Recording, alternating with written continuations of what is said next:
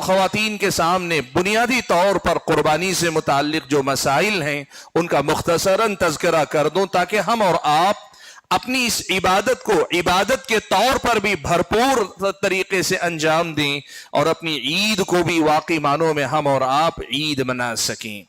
حاضرین گرامی، سب سے پہلا مسئلہ اس سلسلے میں ہم اور آپ کو جو معلوم ہونا چاہیے وہ یہ کہ اللہ کے نام پر جانور کا ذبح کرنا اور اللہ کے لیے جانور ذبح کرنا، یہ دونوں کی دونوں بڑی عظیم عبادتیں، اور یہ دو عبادتیں، ایک چیز ہے اللہ کا نام لے کر جانور کو ذبح کرنا۔ آپ اپنے گھر میں کھانے کے لیے جانور ذبح کر رہے ہیں، آپ مہمان کی مہمان نوازی کے لیے جانور ذبح کر رہے ہیں، آپ جانور کو بیچنے کے لیے، گوشت کا کاروبار کرنے کے لیے جانور ذبح کر رہے ہیں۔ آپ کا مقصد جائز مقاصد میں سے کوئی بھی ہو، فقراء و مساکین کو کھلانے کے لیے، صدقہ و خیرات کرنے کے لیے کر رہے ہیں، یا آپ کسی بھی اور مقصد سے، جائز مقصد سے کر رہے ہیں، جانور ذبح کرتے ہوئے اللہ تعالیٰ کا نام لینا یہ بہت بڑی عبادت ہے۔ اور آپ کو یہ معلوم ہونا چاہیے کہ یہ جانور اللہ تعالیٰ کے نام ہی پر ذبح ہونا چاہیے۔ اللہ کے علاوہ اگر کوئی غیر اللہ کا نام لیتا ہے تو پھر یہ شرک ہے اور وہ جانور ناجائز اور حلال ہو جاتا ہے، اس کا گوشت، اس کی چیزیں ایک مسلمان کے لیے، ایک انسان کے لیے جائز نہیں رہ جاتی۔ تو جانور ذبح کرنا اللہ تعالیٰ کا نام لے کر، وَلِتُكَبِّرُ اللَّهَ عَلَى مَا هَدَاكُمْ، اللہ نے جو تمہیں رہنمائی عطا کی اس پر اللہ تعالیٰ کی کبریائی اور عظمت بیان کرو، یہ بھی ایک عبادت ہے۔ اور اس کے ساتھ ساتھ اللہ کی رضا کے لیے جانور ذبح کرنا، اللہ کی خوشنودی کے لیے جانور ذبح کرنا۔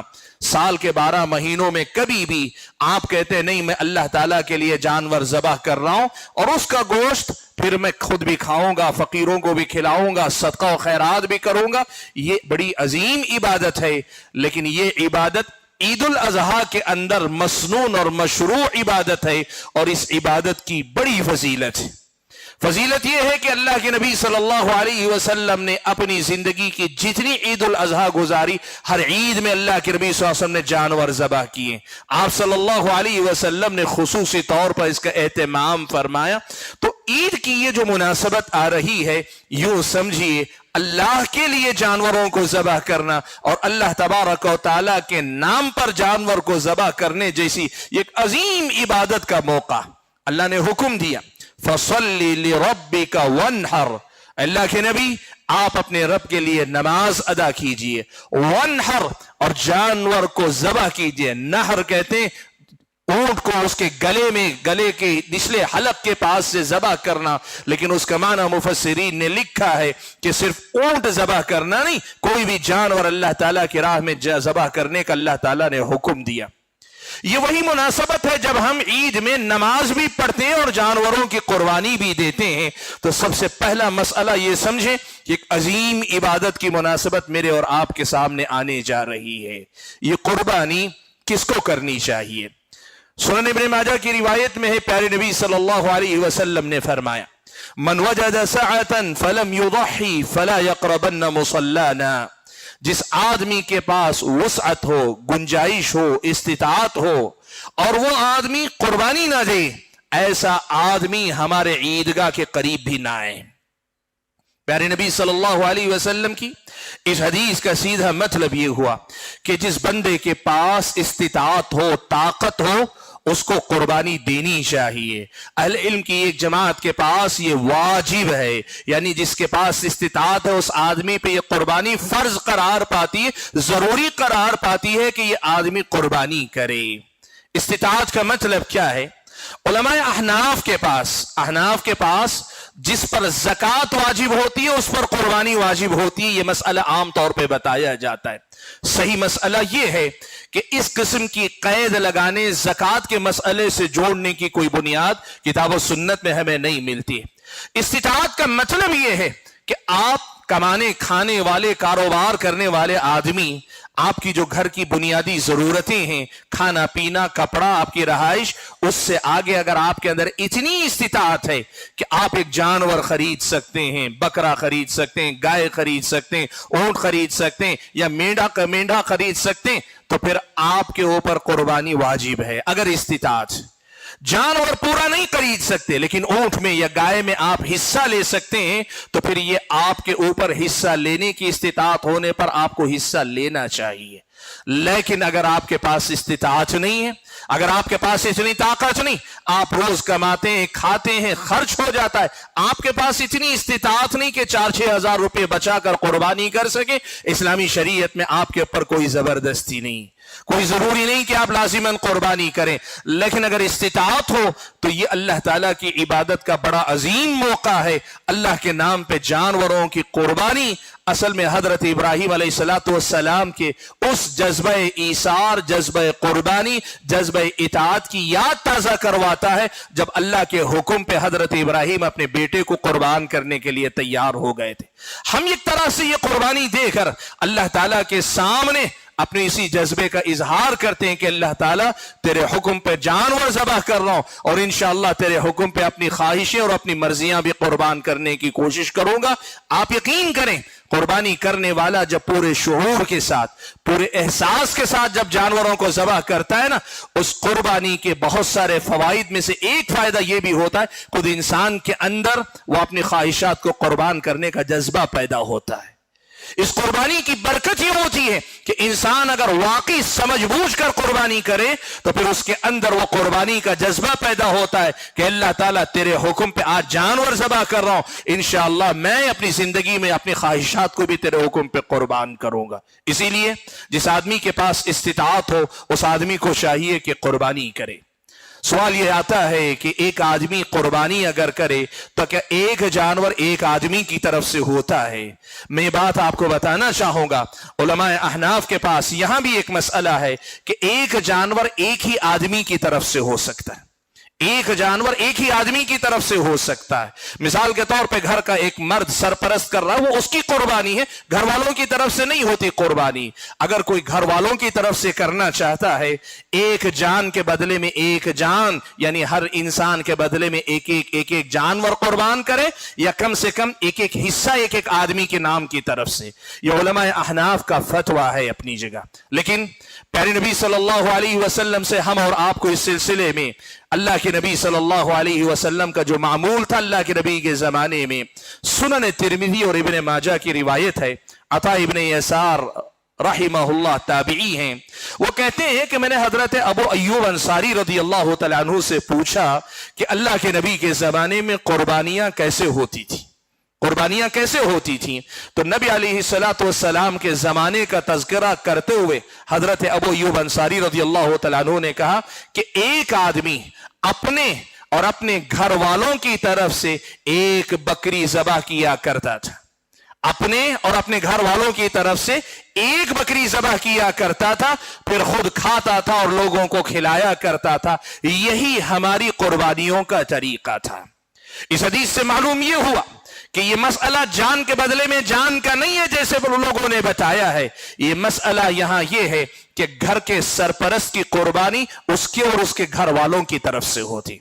हत्ता के बाद अहले इल्म ने यहां तक लिखा, अल्लाह ने किसी घर में इतनी बरकत दी है कि उसका अपना घर सरपरस्त एक ही है, उसके घर में उसके बेटे हैं, बेटों के बेटे हैं, और 100 आदमी भी अगर हो तो एक जानवर 100 लोगों की तरफ से काफी हो जाता है।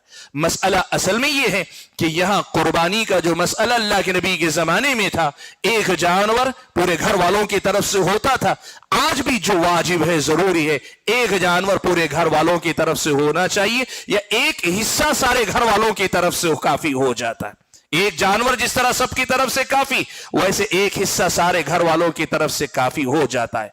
लेकिन अगर कोई आदमी अपने घर में एक या एक से ज्यादा जानवरों की कुर्बानी करना चाहता है, अल्लाह ने इस्तिताअत दी है, वो 2 करना चाहता है, 3 करना चाहता है, बिल्कुल जायज है, कोई हरज की बात नहीं। और अगर वो अपने घर के हर फर्द की तरफ से अलग अलग करना चाहता है, जायज है, कोई हरज की बात नहीं।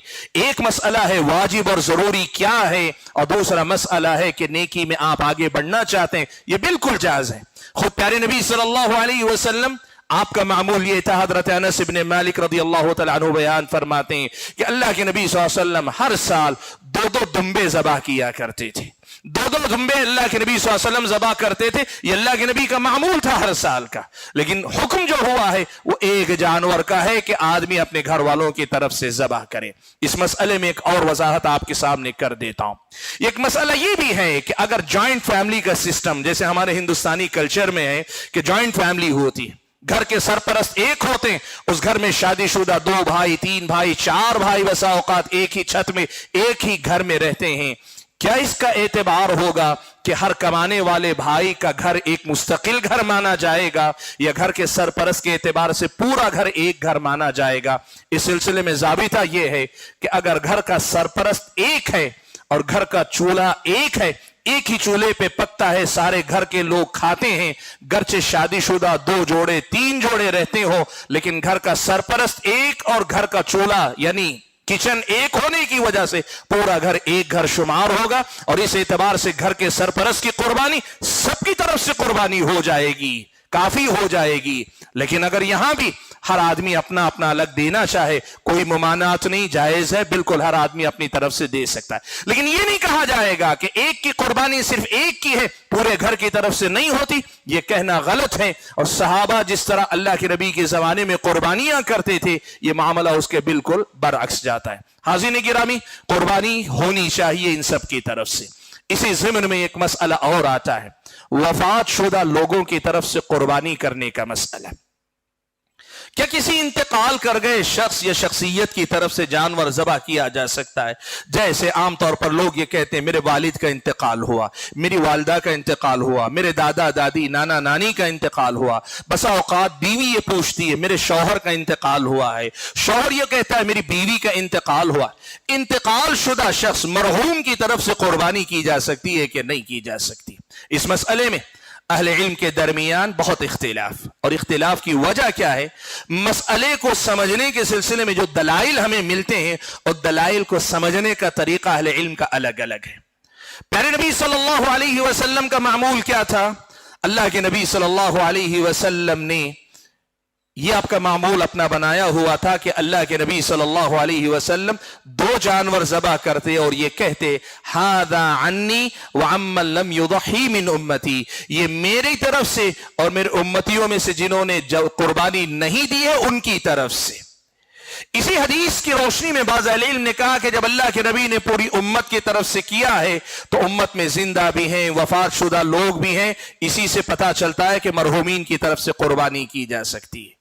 और वहीं बाज़ अहले इल्म ने कहा कि नहीं, अल्लाह के नबी ने यह कहा कि जो मेरी तरफ से मेरी उम्मत में से कुर्बानी नहीं किए, यानी जो कर सकते थे, इंतकाल शुदा शख्स तो कुछ नहीं कर सकता था, लेकिन जो लोग कर सकते थे और उन्होंने नहीं किया है, उनकी तरफ से अल्लाह के नबी ने कुर्बानी की बात की है। लिहाजा मरहूमीन की तरफ से कुर्बानी नहीं होनी चाहिए। काफी दलाइल हैं दोनों तरफ से। हमें करना क्या चाहिए? मैं आपके सामने ये बात रखना चाहता हूं, मरहूम की तरफ से कुर्बानी के 3 दर्जे हो सकते हैं। सबसे पहला दर्जा यह है कि इंतकाल करने से पहले वफात पाने वाला इंसान वसीयत करके जाए अपने बच्चों को और अपने घर वालों को कि मेरी तरफ से साल ब साल तुम कुर्बानी करो। अगर वसीयत है तो फिर एक कुर्बानी लाजिमी है, जरूरी है, इसलिए कि यह मसला वसीयत का हो जाता है और वसीयत अगर इस्तिताअत आपके पास है तो नाफिज करनी जरूरी है। इस सिलसिले में प्यारे नबी सल्लल्लाहु अलैहि वसल्लम का एक मामला प्यारा सुनन के अंदर मिलता है, लेकिन रिवायत ज़ईफ है। हजरत अली इब्न अबी तालिब रज़ियल्लाहु तआला अन्हु 2 जानवर ज़बह करते थे, एक अपनी तरफ से करते थे और दूसरे जानवर के बारे में कहते थे कि अल्लाह के नबी सल्लल्लाहु अलैहि वसल्लम ने मुझे हुक्म दिया है।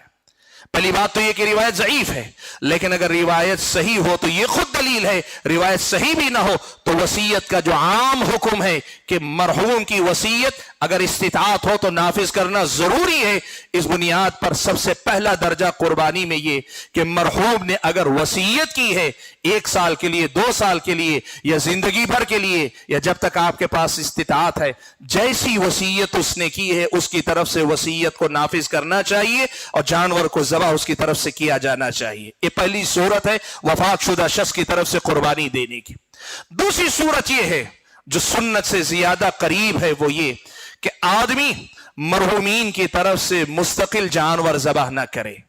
1 कर रहा है, 2 कर रहा है, 10 जानवर कर रहा है, जितने भी जानवर वो कर रहा है वो नीयत ये करे کہ یہ میرے اور میرے اپنے والدین کی طرف سے, میرے اور دادا دادی کی طرف سے, میرے اور میرے شوہر کی طرف سے, میرے اور میری بیوی کی طرف سے, یعنی اصل قربانی تو زندوں کی طرف سے ہو رہی, باحیات لوگوں, لیکن باحیات لوگوں کے ساتھ ان کو بھی شامل کر لے. اہل علم نے لکھا اللہ کے نبی صلی اللہ علیہ وسلم کا یہ جو معمول تھا, یہ میرے اور میری امت میں سے جنہوں نے قربانی نہیں کی ہے ان کی طرف سے یہ شکل اس سے قریب تر ہے. اور جو لوگ مرحومین کی طرف سے قربانی کرنا چاہتے ہیں ان کو چاہیے کہ اس طریقے پہ قربانی کر لے تاکہ اختلاف سے مسئلہ نکل جائے. اور آپ کی قربانی میں آپ اگر اپنے وفات شدہ لوگوں کو شامل کرنا چاہیں تو وہ آپ کے ساتھ شامل ہو جائیں. تو نیت یہ کریں یہ میرے اور میرے اپنے فلاں کی طرف سے ہے جن کی طرف سے آپ قربانی کرنا چاہتے ہیں. اور مرحوم کی طرف سے قربانی کا تیسرا درجہ یہ ہے کہ ایک آدمی مستقل, ایک انتقال شدہ شخص, والد, والدہ, بھائی, بہن یا شوہر, بیوی یا بیٹا یا بیٹی جن کی طرف سے بھی وفات شدہ ان کی طرف سے مستقل کیا جائے. اس میں اصل میں سب سے زیادہ اختلاف ہے, واللہ عالم. اس میں زیادہ بہتر شکل یہ ہے کہ جانور کو مستقل ذبح نہ کیا جائے, یہ زیادہ بہتر ہے. اور اگر کرنا ہی ہے تو بیٹا اگر والدین کی طرف سے, دادا دادی, نانا نانی کی طرف سے کرے تو یہ جائز ہو سکتا ہے. بیٹا بیٹی اپنے والدین یعنی جو آپ کے وجود میں سبب ہیں, جو آپ کے وجود میں سبب ہیں ان کی طرف سے قربانی کرے, جائز ہے. بقیہ دوسروں کی طرف سے قربانی کرنے سے پرہیز کرنا بہتر ہے کہ اس کی کوئی دلیل نہیں. رہا بیٹا اور بیٹی اپنے والدین کی طرف سے کرے, اس کی کیا دلیل ہے؟ اللہ نے فرمایا وَأَلَّيْسَ لِلْإِنسَانِ إِلَّا مَا سَعَى, انسان کو وہی ملتا ہے جو اس کی اپنی محنت کا نتیجہ ہے. بیٹا بیٹی آپ کی اپنی محنت کا نتیجہ ہے تو پھر بچوں کو کی محنت بھی آپ کو اجر و ثواب پہنچانے کا سبب بنے گی. اس دلیل کی بنیاد پر یہ تیسرا درجہ ہے مرحومین کی طرف سے قربانی کا. حاضرین گرامی, ان تینوں درجوں میں سے جس درجے میں بھی آپ قربانی کریں, اگر آپ اپنے ساتھ جانور کو ملا کر قربانی کرتے ہیں تو کوئی مسئلہ نہیں ہوتا. لیکن اگر آپ مستقل وصیت کی بنیاد پر یا والدین کی طرف سے مستقل جانور ذبح کر رہے ہیں تو پھر زیادہ بہتر شکل یہ ہے کہ جو مرحومین کی طرف سے قربانی کی جاتی ہے اس کا گوشت پورا کا پورا فقراء اور مساکین میں بانٹ دیا جائے, صدقہ کر دیا جائے, یہ زیادہ بہتر ہے. یہاں ایک مسئلہ میں ضمناً اور بتانا چاہوں گا. بعض لوگ یہ سمجھتے ہیں ایک ہی جانور کی طاقت ہے میرے پاس, ایک ہی جانور کی طاقت ہے میرے پاس, تو میں کیا کروں گا, میں اپنے والدین کی طرف سے قربانی کروں گا جو انتقال کر گئے ہیں, اپنی طرف سے قربانی نہیں کروں گا. یہ غلط ہے, یہ مسئلہ غلط. آدمی سب سے پہلے اپنے آپ کا مکلف, اپنے آپ کا ذمہ دار. ایک ہی جانور ہے تو آپ کو اپنی طرف سے کرنا چاہیے. خیر سے چاہیں تو آپ والدین کو اپنے ساتھ شامل کر لیں, لیکن اگر صرف کرنا ہے یا والدین کی طرف سے یا اپنی طرف سے تو پھر آپ کو چاہیے کہ آپ اپنی طرف سے کریں, کہ آپ کو اللہ نے اپنی طرف سے عمل کرنے کا حکم دیا. یہ آپ کے اوپر فرض ہے یا واجب ہے, والدین کی طرف سے کرنا کوئی ضروری نہیں ہے. تو آپ کو اس کا خیال رکھنا چاہیے. ایک ہی جانور اگر کر رہے ہیں آپ اپنی طرف سے کریں, اور اگر آپ والدین کو ساتھ میں شامل کر لیں تو یہ زیادہ بہتر شکل ہے. حاضرین گرامی, یہی ایک اور مسئلہ قربانی کے سلسلے میں یہ بھی بتا دینا چاہوں گا. کچھ لوگ یہ سمجھتے ہیں کہ ہر سال 2 جانور ذبح ہونے چاہیے, ایک جانور ہماری طرف سے اور دوسرا جانور پیارے نبی صلی اللہ علیہ وسلم کی طرف سے ہونا چاہیے. یہ معمول ہے, ہمارے سماج میں رواج ہے.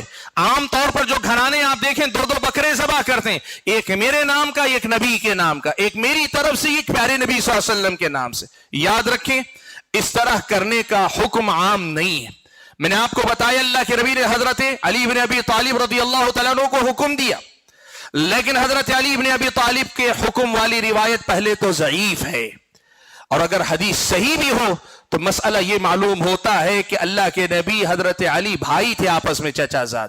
تو یہ مسئلہ وصیت کا ہے, جو وصیت اللہ کے نبی نے حضرت علی کو کی, یہ وصیت پوری امت کے لیے نہیں تھی. اگر یہ وصیت پوری امت کے لیے ہوتی تو صرف حضرت علی نہ کرتے, حضرت علی کے ساتھ ابو بکر بھی کرتے, عمر بھی کرتے, عثمان بھی کرتے, دیگر صحابہ بھی کرتے. بلکہ یہ صحابہ کے درمیان عام سنت ہوتی کہ ہر صحابی اپنا ایک جانور اور اللہ کے نبی کے نام سے ایک جانور مستقل ذبح کرتا. صحابہ کے اس طرز عمل سے سمجھ میں یہ آتا ہے کہ सहाबा ने अल्लाह के नबी की इस वसीयत का मतलब ये नहीं समझा कि उम्मतियों को चाहिए कि हर उम्मती एक जानवर अपनी तरफ से अल्लाह के नबी के नाम पे ज़बह करे। इसलिए ये जो रिवाज हमारे समाज में है कि 2 जानवर लाए जाते हैं, एक अपने घर वालों की तरफ से और दूसरा अल्लाह के नबी की तरफ से किया जाता है, ये मसला सही नहीं। नबी से मोहब्बत दीनो ईमान है, लेकिन मोहब्बत का सबूत देने का यह तरीका दीनो ईमान का हिस्सा नहीं है। और दूसरी तरफ यह बात भी आपको देखना चाहिए, नबी अलैहिस्सलातु वस्सलाम ने एक बड़ी अहम बात शरीयत इस्लामिया में हम और आपको बताई और समझाई, और वो बात यह है कि एक बंदा जब किसी काम की तरफ रहनुमाई करता है, रास्ता दिखाता है, कोई किसी को कुछ सिखाता है, अमल करने वाले के बराबर सिखाने वाले को भी अल्लाह तबारक व तआला सवाब अता फरमाता है। अब इस एतबार से अगर देखें, उम्मत को कुर्बानी किसने सिखाई, किसने बतलाई? प्यारे नबी मोहम्मद सल्लल्लाहु अलैहि वसल्लम ही ने तो सिखाई। इस उम्मत में जितनी कुर्बानियां हो रही हैं, ये सारी कुर्बानियां हमें अपना सवाब भी दिला रही, लेकिन ये कुर्बानी सिखाने बताने का सवाब खुद ब खुद अल्लाह ताला प्यारे नबी सल्लल्लाहु अलैहि वसल्लम को भी दे रहा है। ये मामला हमारी नेकियों का सबसे पहले अल्लाह के नबी के हक में लिखा ही जा रहा है। अलग से अपनी तरफ से अल्लाह के नबी के नाम पे जानवर ज़बह करने का मामला किताब और सुन्नत की तालीमात की रोशनी में सही बात यह है कि ये बेदलील मसला है, इसका हम और आपको ख्याल रखना चाहिए। हाज़िरीन गिरामी, ये कुर्बानी के सिलसिले में कि किसको की तरफ से कुर्बानी होनी चाहिए, बुनियादी कुछ बातें थी। रही बात जहां तक जानवर की है, जानवरों के सिलसिले में याद रखें, कुरान मजीद में अल्लाह तबारक व तआला ने 4 जानवरों का तज़किरा फरमाया। ऊंट है, गाय है, नर हो के मादा हो, दोनों में ऊंट या ऊंटनी, बैल या गाय, और ऐसे ही तीसरी और चौथी किस्म बकरा और मेंढा। बकरा और मेंढा हमारी आम बोलचाल जबान में हम कहते हैं छेला और बकरा कहते हैं, मेंढे को हम बकरा कहते हैं हमारी मुकाबी जबान। मेंढा और जो छेला होता है, ये दोनों किस्म की, ये 4 किस्म के, इन चारों में नर और मादा किसी की भी कुर्बानी हो सकती। अलबत्ता इन जानवरों में कुछ बातों का ख्याल रखना चाहिए। सबसे पहले ये कि जानवर वही ज़बह होना चाहिए जिसने अपने दूध के दांत गिरा दिए हों। बहुत सारे लोग इस मसले को नहीं समझते, लोग समझते हैं उसके दांत आए हों, पैदाइशी तौर पर उसके अंदर दूध के दांत होते हैं हर जानवर के अंदर, वो दूध के दांत गिरा चुका हो, नया दांत उसका निकल आया हो। और ये कब निकलता है? बकरे और मेंढे में 1 साल मुकम्मल होता है तो दांत गिनकर नए दांत आते हैं। गाय के अंदर 2 साल मुकम्मल होते हैं तो तीसरे साल के शुरू में दांत गिरकर नए दांत आते हैं। और ऊंट और ऊंटनी के अंदर 5 साल जब मुकम्मल होते हैं तो दांत गिरकर फिर उसके बाद में दांत आते हैं। बुनियादी तौर पर यह शर्त याद रखें, जानवर जो ज़बह करें आप, उस जानवर की उम्र इतनी कम से कम मुकम्मल होनी चाहिए, उसके दांत गिरे हुए रहें। कभी कभार एक मसला सामने आता है, वो मसला ये है, बकरा या बकरी 1 साल मुकम्मल कर चुका है, गाय 2 साल मुकम्मल कर चुकी, ऊंट 5 साल मुकम्मल कर चुका, लेकिन उसका दांत गिरा नहीं है, अभी तक गिरा नहीं, न टूट के नए दांत नहीं आए हैं, तो क्या करना चाहिए? इस सिलसिले में अहले इल्म के दरमियान बहुत इख्तिलाफ। वजह उसकी क्या है? नबी अलैहिस्सलातु वस्सलाम ने फरमाया सही मुस्लिम की रिवायत में, ला तज़बहू इल्ला मुसिन्ना, तुम सिर्फ मुसिन्ना ही ज़बह करो। अब मुसिन्ना अरबी जबान में सिन का एक माना दांत का आता है, सिन का एक माना उम्र का आता है। अब दोनों एक साथ इकट्ठा हो तो बात समझ में आती है कि साल भी मुकम्मल हुआ, दांत भी गिर गए, लेकिन मसला उस वक्त होता है जब साल मुकम्मल हो जाए और दांत न गिरे, एतबार किसका किया जाए? ज्यादातर अहले इल्म इसी मसले को मानते हैं कि दांत गिरने ही का एतबार है, लेकिन वल्लाहु आलम दलाइल को देखने के बाद बात समझ में आती है कि अगर बकरे का साल मुकम्मल हो या गाय के 2 साल मुकम्मल हो, ऊंट के 5 साल वाक़ियतन मुकम्मल हो, दांत ना भी गिरे तो कुर्बानी हो सकती है। यह कौल वल्लाहु आलम दलील से ज्यादा करीब लगता है। अलबत्ता यहां एक बात का ख्याल रखें, बाजार में जब आप खरीदने जानवर जाते हैं ना, तो आपके साथ बहुत धोखा होता है। व्यापारी जानवर बेचने वाला कहता है नहीं साल हो चुका है बस दांत नहीं गिरा है, गाय 2 साल हो चुके हैं लेकिन दांत गिरा नहीं है। कारोबार में धोखा होता है। बाजार में खरीदते हुए आप दांत का ही ख्याल रखें, दांत का ही हिसाब रखें, यह आपकी अपनी इबादतों की हिफाजत के लिए जरूरी है। अलबत्ता आपने अपने घर में जानवर पाला हुआ है, बकरी आपके घर में पली बड़ी है, मेंढा आपके घर में पला बड़ा है, गाय आपके अपने घर की है, ऊंट आपने अपनी निगाहों के सामने बड़ा होता देखा है और यकीनी तौर पर आप देख रहे हैं कि साल मुकम्मल हो चुका है, तो फिर आप चाहें तो इंशाअल्लाह उसकी कुर्बानी कर सकते राजे कौल के मुताबिक, वरना कई अहले इल्म के पास एतबार इसी का है, उम्र का नहीं, दांत गिरने ही का है, दांत का ही एतबार करके किया जाना चाहिए। हाज़िरीन गिरामी, जानवरों के सिलसिले में एक बात और कुछ बातें आपके सामने मैं रखता हूं जिनका हम और आपको ख्याल रखना चाहिए। वो क्या है? जानवर बेऐब होना चाहिए, जानवर ऐब से पाक होना चाहिए। एक तरफ ऐब से पाक होना चाहिए, दूसरी तरफ अगर जाहिरी खूबियों वाला हो, जाहिरी खूबियों वाला हो तो ज्यादा बेहतर है। ज्यादा बेहतर यह है कि वो सींगों वाला जानवर हो, वो खसी शुदा जानवर हो तो ज्यादा बेहतर है, इसलिए कि गोश्त वगैरह उसमें ज्यादा होता है। लोग पूछते हैं खसी किया हुआ जानवर ऐबदार तो नहीं?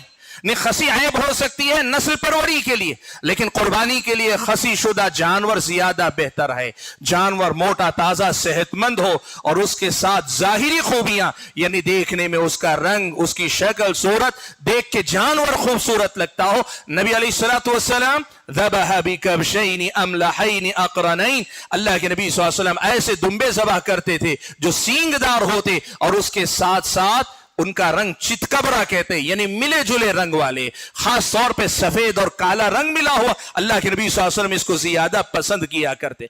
जाहिरी खूबियों वाला होना चाहिए, लेकिन अगर जाहिरी खूबियां के से आगे बढ़कर कम से कम दर्जा यह है कि जानवर ऐब से पाक होना चाहिए। अब ऐब दो दर्जे के हैं, 4 ऐब ऐसे हैं अल्लाह के नबी सल्लल्लाहु अलैहि वसल्लम ने उनका तज़किरा किया। ये 4 में से कोई भी एक ऐब हो तो ऐसे जानवर की कुर्बानी जायज ही नहीं है। 4 ऐब में से कोई भी ऐब हो, ऐसे जानवर की कुर्बानी जायज ही नहीं।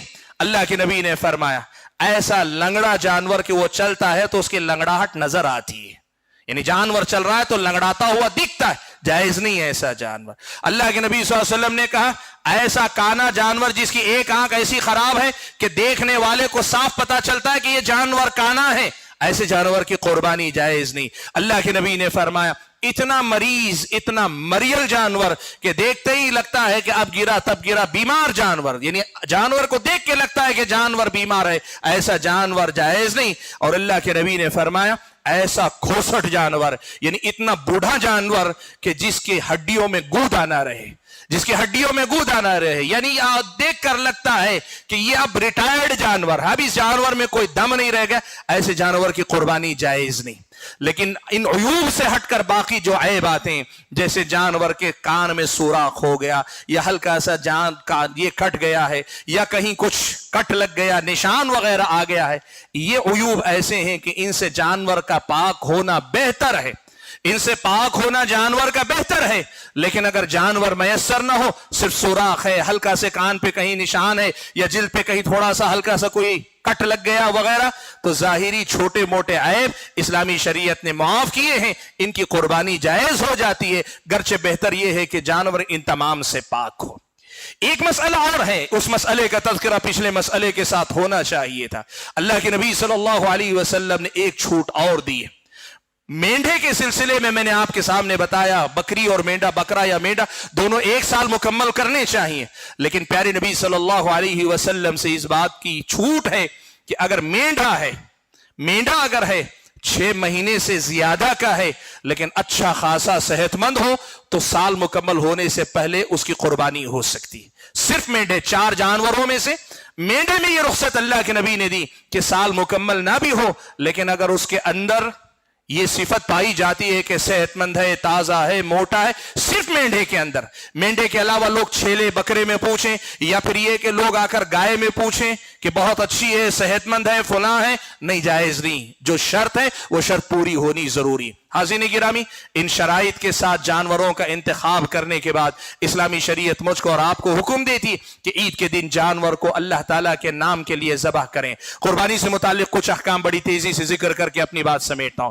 पहली बात तो यह कि कुर्बानी का जानवर नमाज के बाद ही ज़बह होना चाहिए। जिनकी कुर्बानी हो रही है उनकी नमाज होनी चाहिए, जिनकी कुर्बानी हो रही है उनकी नमाज हो जानी चाहिए। उनकी नमाज होने से पहले अगर जानवर ज़बह हो गया तो जिनकी नमाज नहीं हुई उनकी कुर्बानी भी नहीं हुई, उनकी कुर्बानी भी नहीं हुई इस्लामी शरीयत की नजर में। अगर इस्तिताअत रखते हैं तो उनको दोबारा जानवर लेके करना पड़ेगा, और अगर इस्तिताअत नहीं तो कुर्बानी का सवाब भी नहीं, गोश्त पोस्त आपने खा लिया, बात खत्म हो जाएगी। जानवर को ज़बह करते हुए इस बात का ख्याल रखना चाहिए کہ जानवर आप जो लाए हैं इस जानवर के अंदर आप कुछ बातों का ख्याल रखें। जैसे मिसाल के तौर पर अल्लाह के नबी ने कहा, एक जानवर के सामने दूसरे जानवर को ज़बाह ना करें, जानवर के सामने छुरी को तेज ना करें, और पहले से छुरी इतनी तेज कर लें कि जब ज़बाह करने के लिए लिटाएं तो आसानी के साथ जानवर ज़बाह हो जाए। जानवर को किबला रुख लिटाएं, इस तरह के आपका रुख किबले की तरफ हो जो आदमी ज़बाह कर रहा है उसका,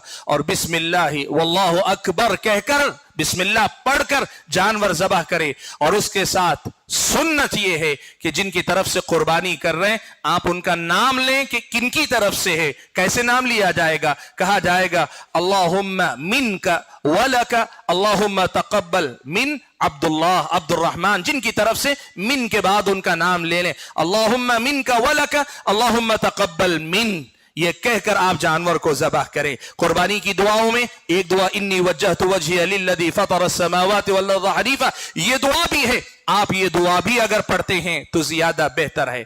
जानवर को ज़बाह करने के बाद इस बात का ख्याल रखें कि जानवर जब तक पूरी तरह ठंडा ना हो जाए, यानी जान पूरी ना निकल जाए, उसकी गर्दन ना तोड़ी जाए, उसके अपनी चमड़ा छीलना शुरू ना किया जाए, जानवर की जान पूरी तरह से निकलने दी जाए। उसके बाद जानवर को जब आप छीलते हैं तो कुछ बातों का और ख्याल रखें। जानवर की जो चीजें, सर है, पाया है, उसका अपनी जिल्द चमड़ा है, इनमें से कोई चीज किसी भी काम करने वाले की उजरत के तौर पे ना दी जाए। जैसे चराने वाला था, आपने कहा ये उजरत के तौर पे तुम्हें दे दूंगा, या फिर कस्साब जिसने जानवर ज़बाह किया और साफाई की उसको उजरत के तौर पे, अल्लाह के नबी ने मना फरमाया कि ऐसा ना करें आप। अल्लाह के नबी ने मना फरमाया उजरत पैसे से दे दें। हाँ, उजरत देने के बाद जैसे सारे मुसलमानों को आप गोश्त पोस्ट देते हैं, वैसे अगर किसी को सर दे दें, किसी को पैर दे दें, किसी को चमड़ा दे दें, जायज है।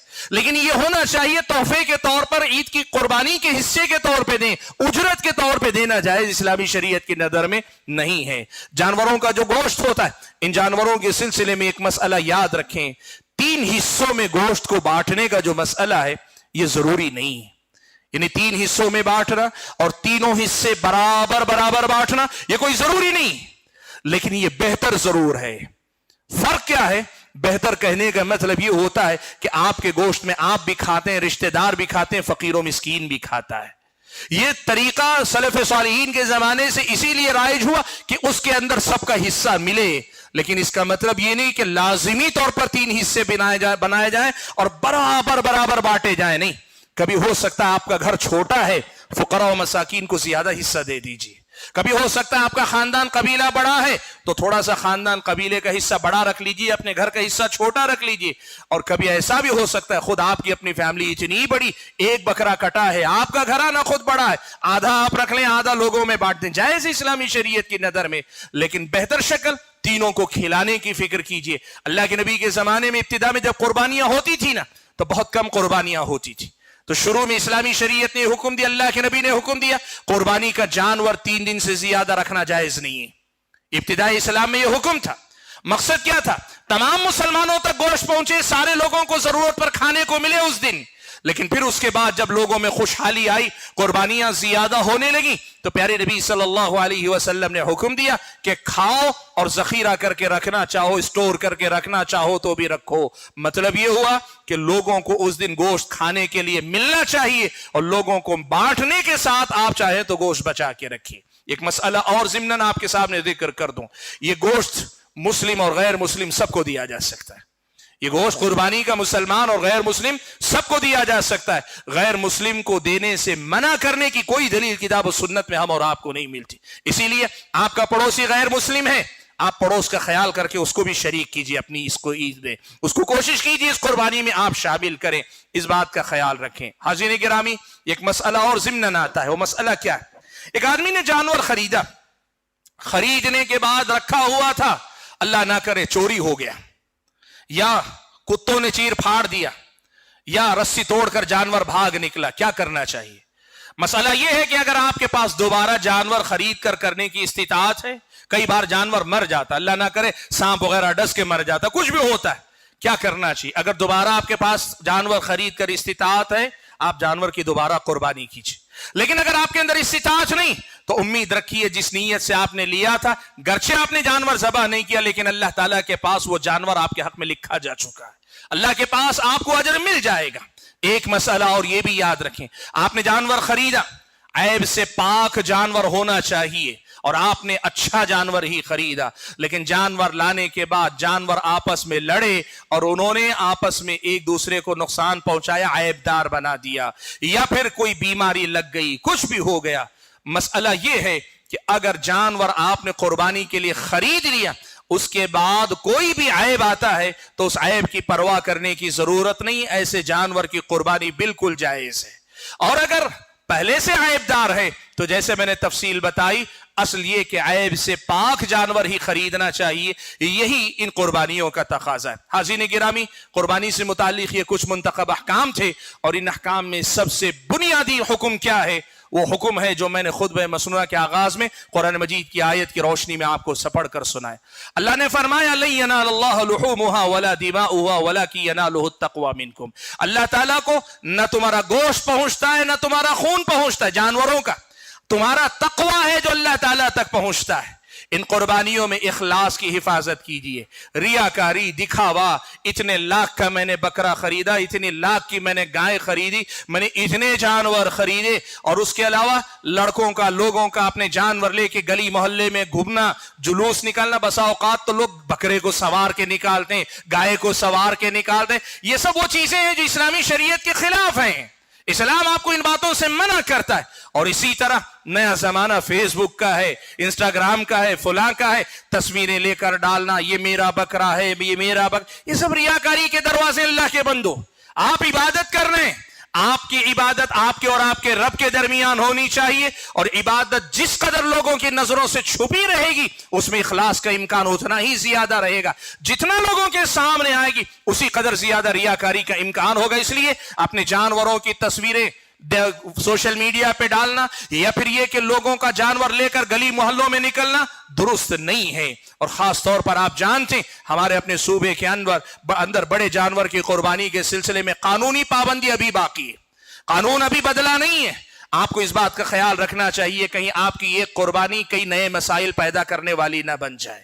آپ کو سوچ سمجھ کر آپ عبادت کیجئے، آپ کی اپنی عبادت ہے، لیکن آپ اس کا خیال رکھیں کہ آپ کی عبادت کئی نئے مسائل پیدا کرنے کا سبب نہ بن جائے، اس کا آپ کو خیال رکھنا چاہیے۔ اور خاص طور پر چاہے آپ جو جانور ذبح کریں، جانور ذبح کرنے کے بعد اس کی تصویریں لینا، لے کر سوشل میڈیا پہ ڈالنا، یہ سب چیزوں کی ضرورت کیا ہے؟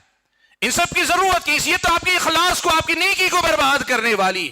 اور خاص طور پہ ایک اہم مسئلہ کہ اس بقرعید کے ایام میں سب سے بڑا مسئلہ یہ ہوتا ہے جانوروں کی گندگی، عید سے پہلے بھی، عید کے دن بھی، عید کے بعد بھی گلی محلے کے لوگوں کو، پڑوس کے لوگوں کو اس گندگی سے پریشان ہونے مت دیں۔ یاد رکھیں الطہور شطر الایمان، نبی علیہ الصلوۃ والسلام نے فرمایا پاکی صفائی آدھا ایمان ہے، پاکی صفائی آدھا ایمان ہے۔ ہم اور آپ کو ان جانوروں کا جو بھی گندگی ان کا ہوتا ہے اس کو اٹھا کر پاک صاف رکھنا چاہیے۔ اور آپ یقین رکھیں جب آپ پاک صاف رکھیں گے اس پاکی صفائی پر بھی اللہ کے پاس آپ کو اجر ملے گا۔